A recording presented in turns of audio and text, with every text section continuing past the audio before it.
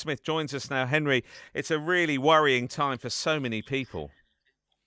Good evening. Well, yes, it is a very worrying time, and particularly because the Gatwick area economy is obviously so heavily reliant on the aviation and travel sectors, and they were some of the first to be affected and will be some of the slowest to recover.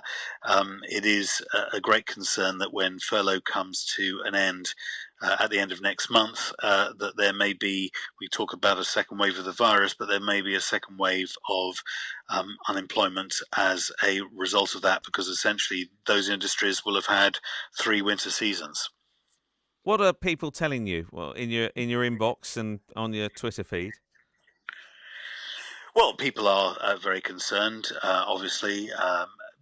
There is a recognition, I think, that the government has introduced unprecedented measures with the coronavirus job retention scheme, the furlough, something that we have never seen before. That has saved many jobs, but I think what we now need to look at, particularly as some restrictions are being brought back on to control coronavirus by the government, is an extension of furlough or a similar scheme for specific sectors of the economy that through no fault of their own won't be able to recover as quickly as they otherwise would be. The Chancellor, Rishi Sunak, said at the beginning of this crisis, and he was right to, that the idea of this scheme is to really hold over jobs and companies and businesses that are otherwise viable were it not for COVID-19. Our aviation industry is critical as a global island trading nation.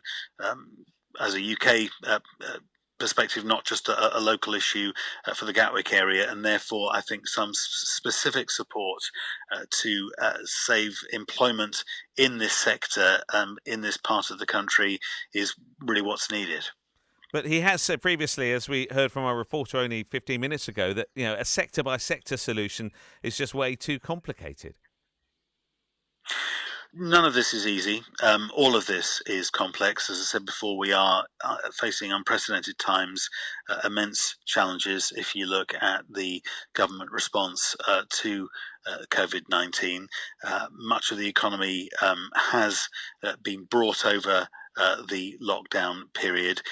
But aviation in our country is a very viable industry. We're probably the second most powerful aviation country in the world after the United States. And therefore, we do need to, I think, have specific support. That's why in Parliament I set up the cross-party Future of Aviation group, really to lobby and to make the point to support the aviation sector.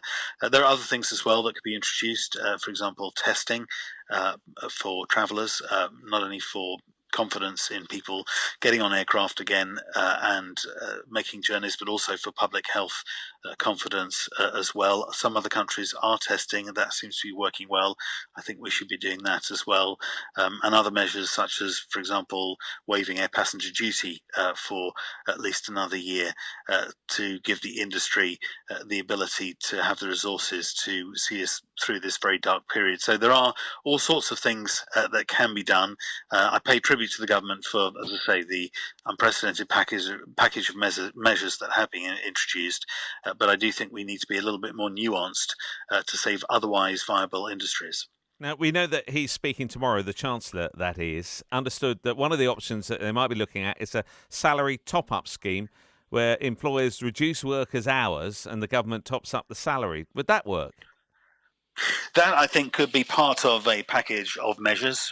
We see, particularly in the airline industry, that Virgin Atlantic, headquartered in Crawley, are saying that they think by the end of 2020, traffic will be about a quarter of what it was at the end of 2019. So, say if people are working only a fraction of the time they normally would, some sort of top-up scheme to keep them working but also make it viable to remain in that employment may well be something that could be helpful.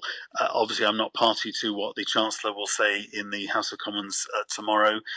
He's been quite innovative up until now, Rishi Sunak, in the measures that he has brought forward. I'm sure he'll be innovative again tomorrow.